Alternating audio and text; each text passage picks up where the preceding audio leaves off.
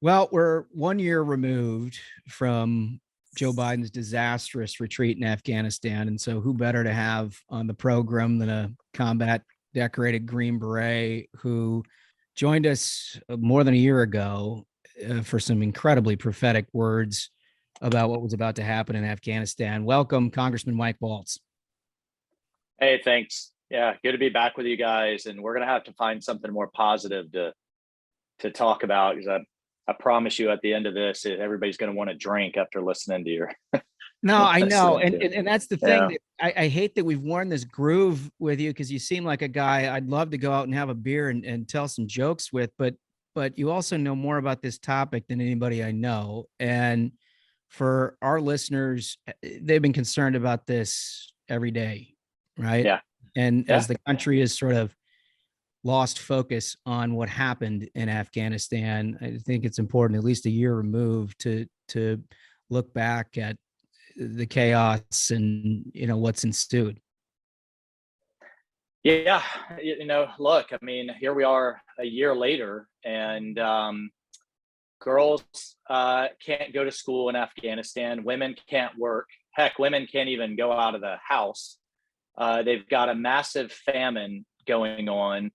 They have our allies are being hunted down as we speak by the Taliban intelligence directorate. In fact, one of my interpreters, he's on the cover of my book. One of my interpreters that I got out called me, and his cousin was caught by them. He was in hiding, and they drug him behind one of their pickup trucks around the village, Oh. to send a message until he died.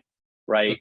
So America's credibility shot, and now we've got Al Qaeda back in Kabul, like pre 9/11. So I think, as a country domestically, it feels like we're back in the 70s with gas lines and inflation. And then in Afghanistan, we're back to 1999. It's just incredible to me. I went back and listened. You joined us in June, late June of 21. And one of the things that really popped out to me was your discussion about the importance of Bagram Air Force Base, not only just for Afghanistan and everything we're trying to do, get out or what have you, but just regionally and Yeah. the importance of holding that. And sure enough, I mean, the first fatal mistake this administration made was abandoning Bagram, which of course led to everything else.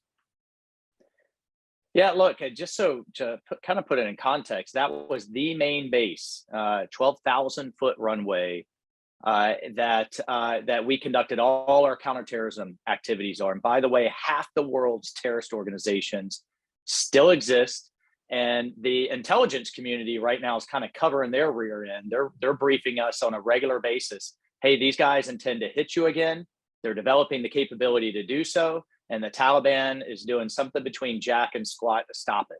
Right? They're doing nothing to stop it. That was the one base. The next nearest one is thousands and thousands of miles away. And you look at the map, you're surrounded by Russia, Iran, China, Yeah, Pakistan. not a lot of You friendly got no places. access from the ocean. No, you got nothing. But sit the counterterrorism side of piece. I think we talked about it when we talked about it a year ago. It's also the only base in the world that we had in a country that borders China. So when you look at what's going on in the Taiwan Strait, we had a massive air base right in China's back door. Bagram is closer to the Chinese border than Mexico City is to the Texas border. And do you think if the Chinese had a massive 12,000-foot runway hardened air base right outside of Mexico City, they would have given it away for free and said, "Ah, man, you guys take it back"? Like, hell no. No, Right. And no. so, and then, I mean, just two more quick points. The Chinese are undergoing a massive modernization of their nuclear enterprise. They are putting more ICBM holes in the ground in the next couple of years than we will in the next 20. And we're just trying to, ours is still sitting on like 1960s DOS technology. That's something we could This is talk part about of that. later. But This it is was part of, right. I'm sorry, go ahead. I was just gonna say, is this part of the hypersonic stuff you hear about and everything The else? hypersonic, but even their regular ICBMs, all their entire nuclear enterprise is all in the western part of China, right near Bagram. And then the last thing that just kills me with it, amongst many, is that we talk a lot about, they just had the CHIPS Act and critical minerals. China controls 90% of the world's lithium, all of those things that make a modern economy go. Afghanistan was sitting on $1 trillion of critical minerals and rare earths. I helped commission the survey, the U.S. Geological Survey, back in 2005, when we were looking at how can this country afford to eventually take care of itself. Third largest copper reserves in the world, fifth largest chromite, second largest lithium. And guess who's sitting? Yeah, no, massive reserves of these critical minerals. And guess who's sitting at Bagram Air Base now, that we built over 20 years? A Chinese geological survey team that's going to go in and scoop all of that stuff up. I mean, it was the only base in the world situated between Iran, Russia, and China. And it's gone now. So, I mean, it's just on so many levels, it's just a strategic fiasco. Just to make sure I have this correct, we abandon Bagram, we lose the Marines that we do, we abandon Americans in Afghanistan, we abandon our allies, interpreters, and others who helped us in Afghanistan. We leave all these critical rare earth minerals to the Chinese, and then we come home and pass bills like they passed out of the United States Senate that actually mandate that the United States use its energy from the sources that the Chinese now control. Do I have that about right? Yep, you got it, man. The president just signed a bill to infuse $300 billion of your money into the Chinese economy. That produces 90% of the world's solar panels, all of the wind turbines, 90% of the lithium that you need to make the batteries for storage. Yep, you got it. If you were to try to destroy the country, what decision would you make that was worse than that? You got it. I mean, that's it. We are going to win or lose this thing. Not to turn this into a China discussion, but we're going to win or lose it economically way before it ever comes to any military blows. And if you understand Sun Tzu, and the ancient Chinese military theorists that they all subscribe to, it's all about defeating your enemies with never firing a shot. And the two key parts of their strategy is number one, to watch us bankrupt ourselves, and we're heading right down that road. And number two, to control our supply chains, everything from our food supply to our energy supply, and we're just playing right into their hands, brother. I mean, that's literally descriptively what's happening right now. I mean, that's exactly what the policies of the Biden administration are intended to do at this point. They must be like, this is manna from heaven. Oh yeah, no, absolutely. I mean, they're popping champagne. Thought it would be harder than Beijing. Between Beijing and the Taliban in Kabul, they're popping it all day long. So, well, back to Afghanistan for a minute. Clearly, the Biden administration was hopeful that they could just move on from all of this, right? And that they could basically pretend like they ended a war. What a great thing that they ended this forever war. And, good for us. And we'll move on and talk about other things. For all of the important reasons, we can't do that. But you have a Democratic controlled Congress now, so the ability to have oversight over a lot of this is really limited. Do you feel like you've gotten any answers out of these guys that are anywhere near satisfactory? But just by a point of comparison, it reminds me of the period in 2011 when the Obama administration, Vice President Biden, sitting right beside him, pulled us out of Iraq with no backup plan, no follow-on plan. And 3 years later, we had ISIS explode on the scene, a caliphate the size of Indiana, Americans being beheaded on national television. And we all know the story from there. And guess what? We have more forces back in Iraq now than we had before Obama pulled us all out, because to go and clean up the mess is far more expensive and costly than to just keep a lid on it, which is what the military advised Biden to do in Afghanistan. Keep a small force there, not on the front lines, providing the intelligence, the air support, the logistics, the maintenance. and let the Afghan army keep doing the fighting for their own country, but for all of our security. In terms of answers now, hell no, nothing. I mean, it's just what breaks my heart is that, I've dealt with Gold Star families, 26 years in the Army and special operator all over the world. I've dealt with that kind of grief from the Green Berets that I've lost. But what I've never dealt with is the level of anger and outrage that I've experienced with these Gold Star families that lost their sons and daughter around Kabul, because they've gotten zero, zilch, nothing in terms of answers. And so when we flip the House, and pray God we flip the Senate too, but we're definitely flipping the House, we are going to launch investigations into it. A number of us have talked to Kevin McCarthy about it. It's still taking shape and kind of what the committee and what the structure will look like. But, we deserve answers, man. I mean, why was the intelligence so bad? Why did the Afghan Air Force fail so quickly, even though the Pentagon's IG warned 6 months in advance that they would? What military advice did Biden ignore? Why didn't the State Department evac start sooner? I could go, and by the way, we were talking about Bagram, the suicide bomber that killed those 13 Marines and soldiers and sailors, was let out of prison 2 weeks prior at Bagram Air Base. I mean, a known ISIS operative, right? I mean, and by the way, in terms of accountability, the Danish defense minister of Denmark, the foreign minister of the United Kingdom were forced out over this debacle, right? And even though they had a tiny minor role and were furious with us, but yet in this administration, we've got the president of the United States saying this was a tremendous success. Everything was great. And so, but for me, it's for those Gold Star families, man. They deserve answers, and they've got none. That's 100% right. I appreciate your commitment to that. Listen, if there's ever a testimony to how significantly this has failed, not just at the time, but going forward, is that the Biden administration is, busy patting themselves on the back for killing a high value terrorist. Where they don't talk about a lot is the fact that he's just sort of wandering the streets of Kabul. Yeah. Not in hiding at all. Talking about Zawahiri, right, who took over for Osama bin Laden.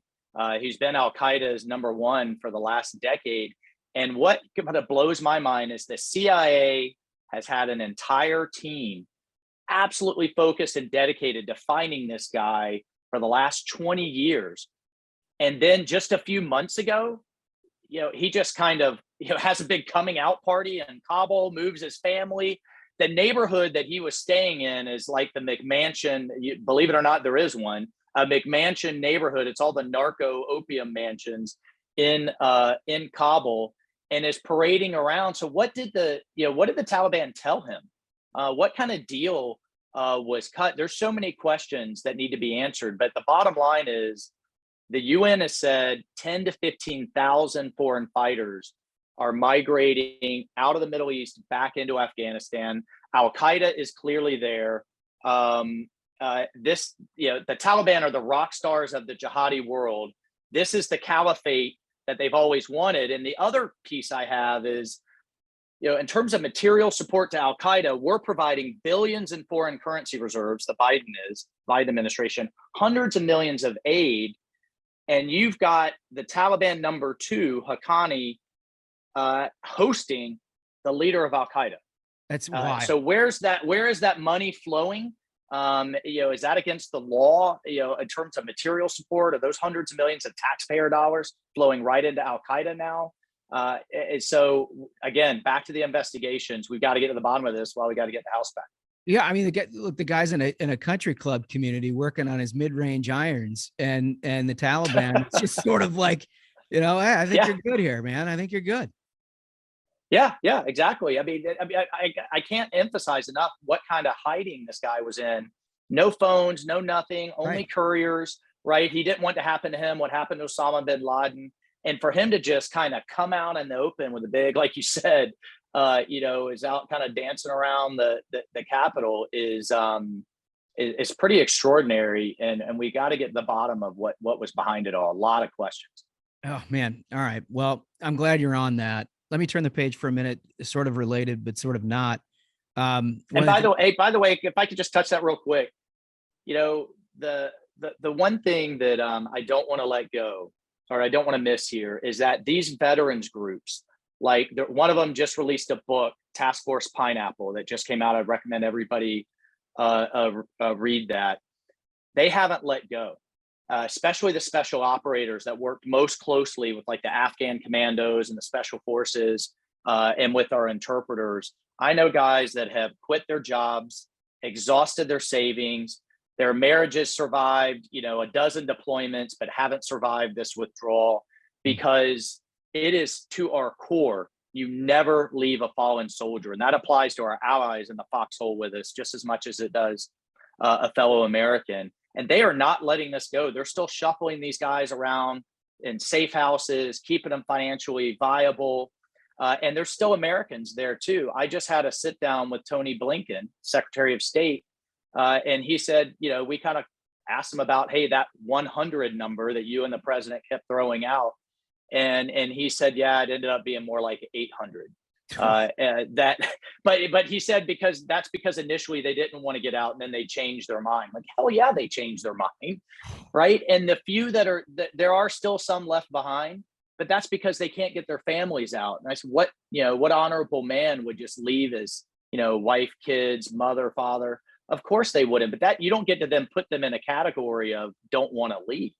And so, you know, the fight still continues, I guess, is the point I wanted to make. And these vets groups that have stood up in such an amazing way, in a way they shouldn't have had to, right? Yeah. And we've had an 81% increase in calls to the Veteran Suicide Hotline since August, right? Not over the last couple of years, but just since August. And so for all those guys and gals out there listening, man, your sacrifice was not in vain. We kept the country safe for 2 decades. And if we got to go back again, we got to go back, but also know you've got, you know, I have your back in Congress, and I'm not going to let this go as long as I'm sitting in this seat. Really, really well said. Absolute heroes, each and every one of them, many of whom, by the way, took it upon themselves to try to get people out. And totally did, at their own expense, at their own, right? Like just empty their savings account, quit their jobs to go do the right thing because they saw their government was failing. That's just, you never thought you'd see that in the United States of America, but unfortunately that's been reality here over the last year. Yeah. Let me ask you this. You led the mission. We talked about this in 21. You led the mission to try to find Bo Bergdahl, right? Yep. And you had some well-formulated opinions about him, and also about a prisoner exchange deal, which you have a very dim view of, which I can't imagine being through what you were through with the people you were leading, and then having a prisoner exchange deal on the back end of that. I'm wondering if it, as it applies to current events, you see a very different situation with like Brittany Griner in Russia, right? Yeah. But you've heard the Biden administration sort of leak out the idea of a high profile prisoner exchange for his WNBA player. What's your view of that? Yeah. So just real quick on the Bergdahl trader, I'll try to keep the show clean here because I've got some more choice words. You don't some more choice words for that son of a bitch. Yeah. Listen, I think you guys, you know, maybe you can branch out to some investigative journalists and do a kind of where are they now? Well, that sounds good. Kind of a series, right? Go find him smoking pot somewhere in California. I don't know where he is. Then contrast that with you know, one of the veterans that was shot in the head while looking for him in places we never would have been, who was wheeled out of the courthouse when Bergdahl walked free by his daughter. He can no longer speak to because he has such intensive brain damage.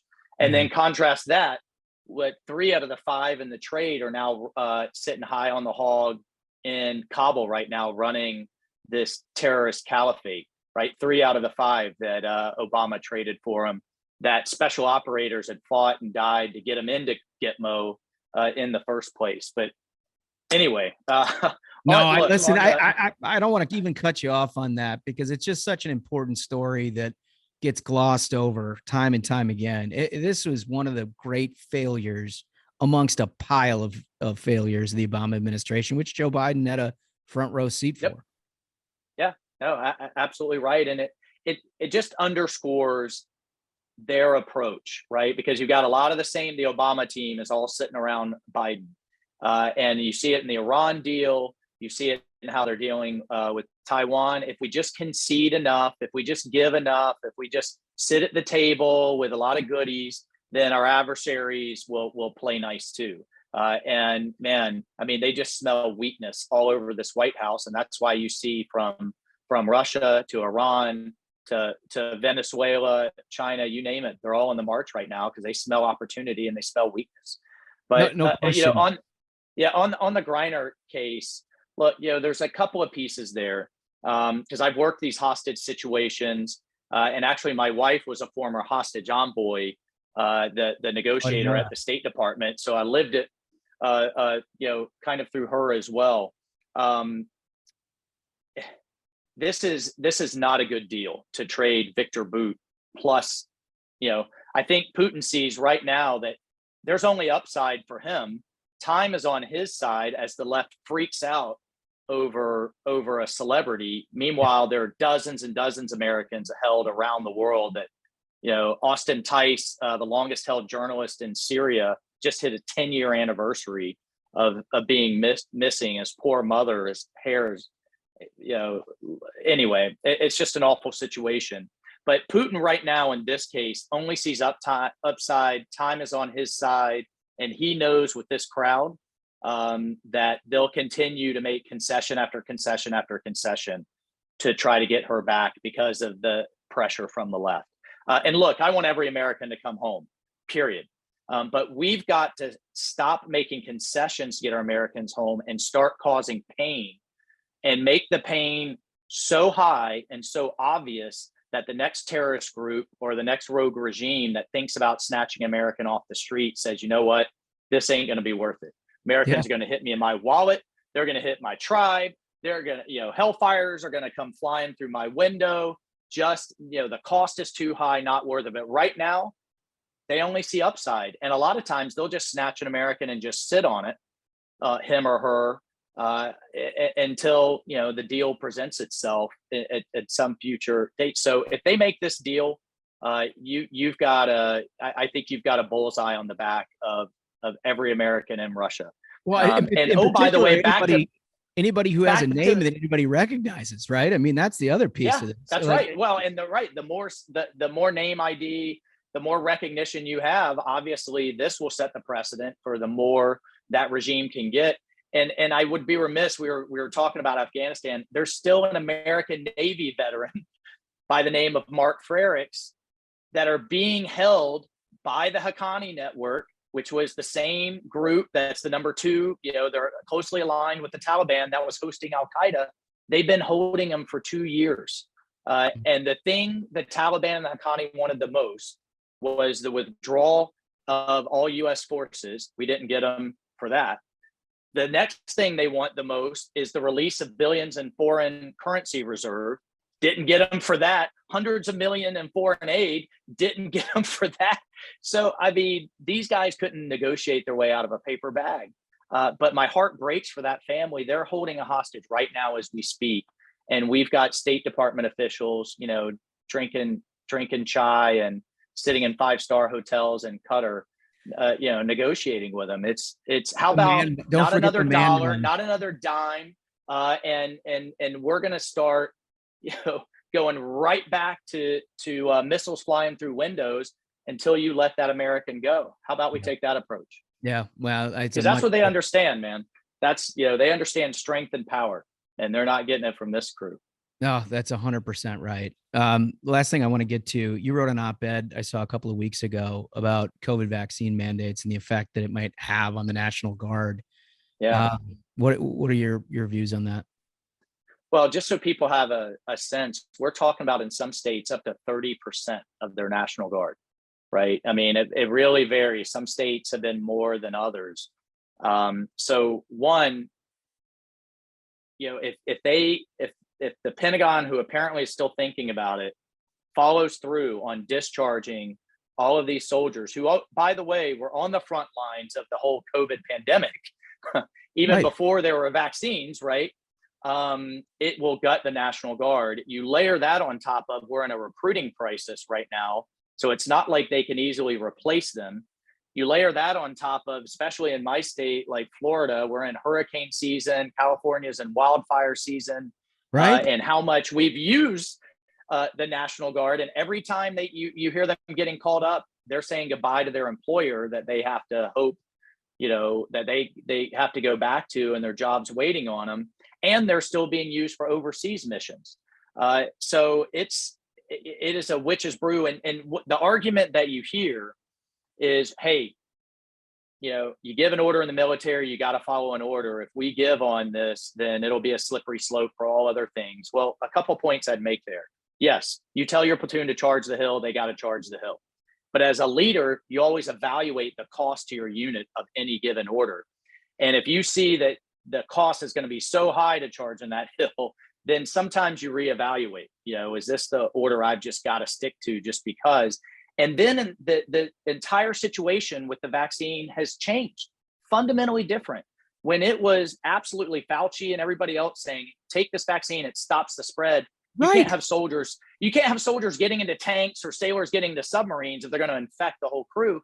But now that it's obvious that it doesn't stop the spread, it's a personal health decision of what kind of symptoms that you want to undergo. That's a personal health decision. And then on top of that, we put in the last defense bill mandating that the Pentagon take into account natural immunity.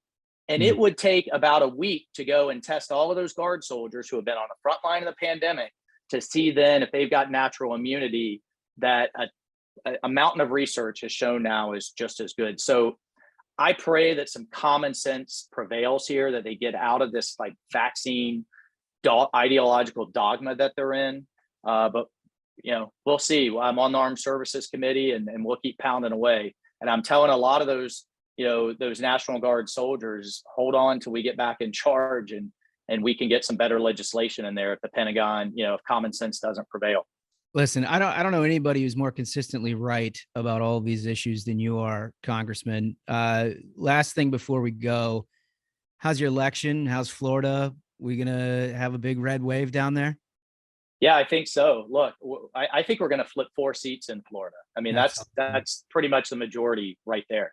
And we gained a new seat because we're receiving 1,000 people a day. I call them kind of freedom refugees or New York refugees. I don't know.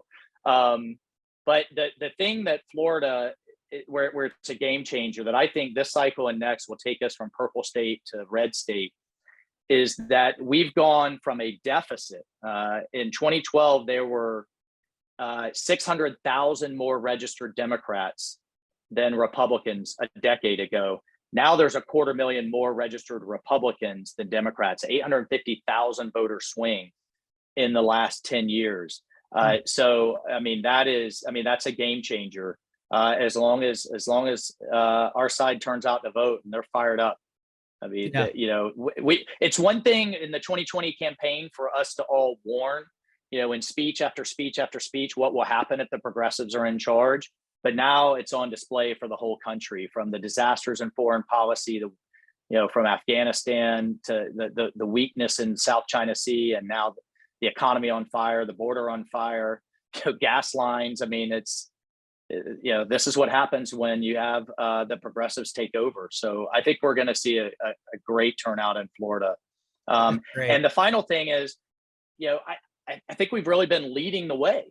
I was just going to say, how to govern, how to grow an economy, how to, I remember talking to Ron DeSantis early on, and he said, look, we don't have a lot of data. This was in like spring of 2020. We don't have a lot of data, but we see it disproportionately affects the elderly. We're throwing all our resources into nursing homes and protecting them. He got our schools back open in August of 2020, mandatory in person, 5 days a week, told the teachers unions to kiss off. And look, we don't have mass graves of kids and educators. In fact, our schools have been doing great. So that's awesome. Florida definitely leading the way. Definitely leading the way. A lot of good ones down there. We got to make sure that everybody comes back and that everybody is back on the national stage in a big way to lead this country out of this. Congressman Waltz, where can people help you if they want to find out what you're up to and just sort of follow along? Yeah, well, you can go to mikewaltz.com. We still have our primary coming up in Florida, and I'll always take the help. But the other thing I've leaned into is it's called the Frontline Patriots PAC, and that is dedicated to getting more veterans into Congress. In the 1970s, it was 3/4 of the House and Senate where vets had served some point in their life. Today, it's around 16%. I think we've got to get that number up. If we're willing to die for that flag, then we'll be willing to roll up our sleeves and get in there and take the tough votes and do what needs to be done to move the country forward. Hell yeah, you got reinforcements on the way, brother. We need it, man. Like 20 of them. They're coming. Well, right now it's just me and Crenshaw in terms of Green Berets and SEALs, but I think we got another dozen coming. We've got female pilots. Look, 2022 is going to be the year of the GOP veteran in the House, and we're going to take the hill, brother. You got it. Listen, Congressman Mike Waltz, thanks for all you do. Stay in touch. Next time you come on here, come in person. We'll have a cocktail. We'll enjoy ourselves a little bit more and lighten it up, huh? I'll bring you some horse soldier bourbon. The Green Berets are known as the horse soldiers that rode into Afghanistan, and some of those guys have now started their own bourbon. I'll bring you guys a bottle. That's perfect. Excellent. We'll see you next time. Thanks, brother.